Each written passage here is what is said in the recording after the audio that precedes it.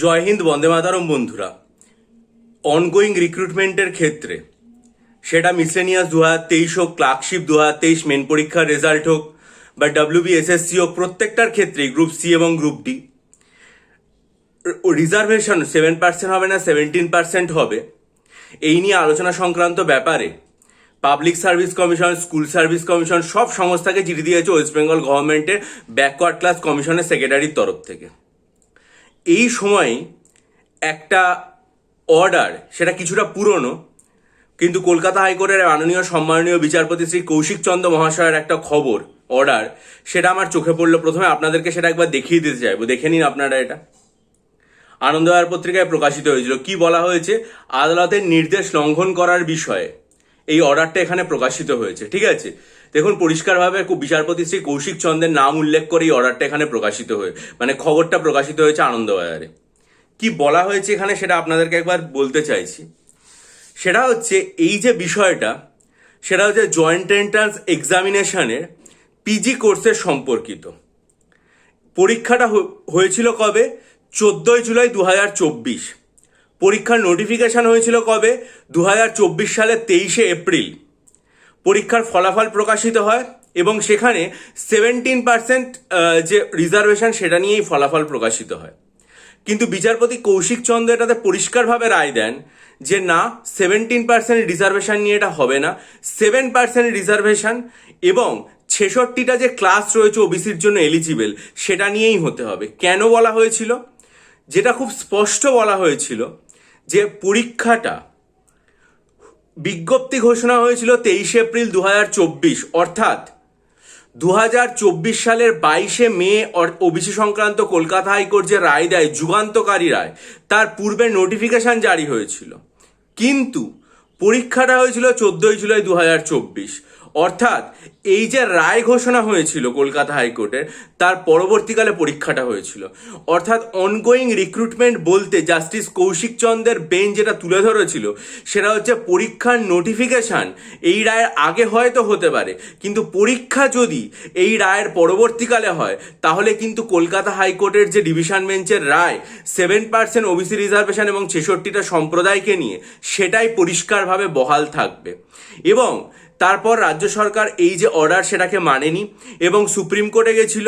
Supreme court 10 June 2025 এটার ওপর stay order দিয়েছিল।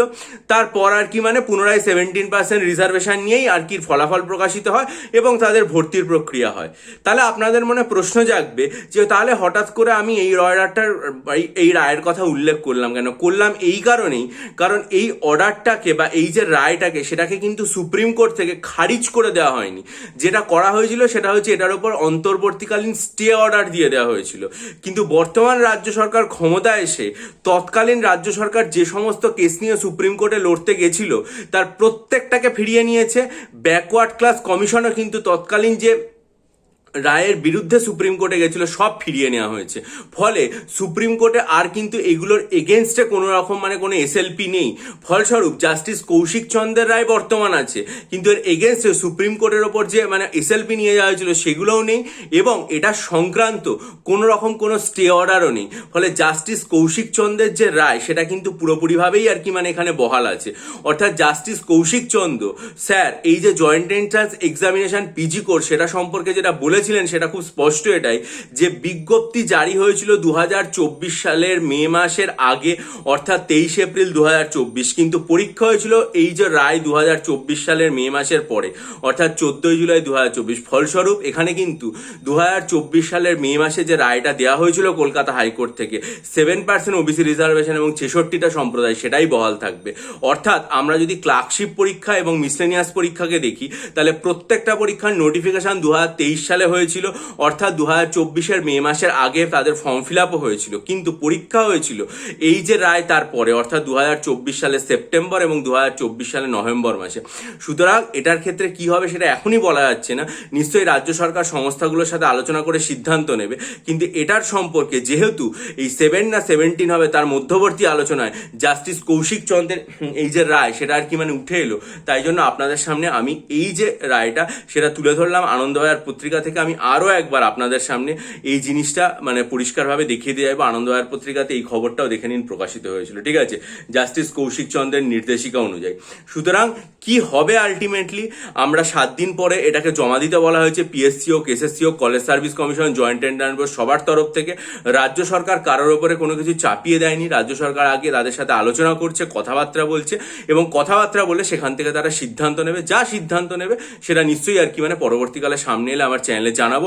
তার জন্য আপনারা চ্যানেলটাকে সাবস্ক্রাইব করে বেল আইকন প্রেস করুন। কিন্তু মনে রাখবেন, যে যে পর্যায়ে রয়েছেন তার জন্য যে লেখাপড়ার প্রস্তুতি সেটাকে কখনোই বন্ধ করবেন না। সে আপনার ক্লার্কশিপের টাইপিং হোক, WBSSC, গ্রুপ সি, গ্রুপ ডির ইন্টারভিউ প্রিপারেশন হোক, সেগুলো সবই চালিয়ে যাবেন।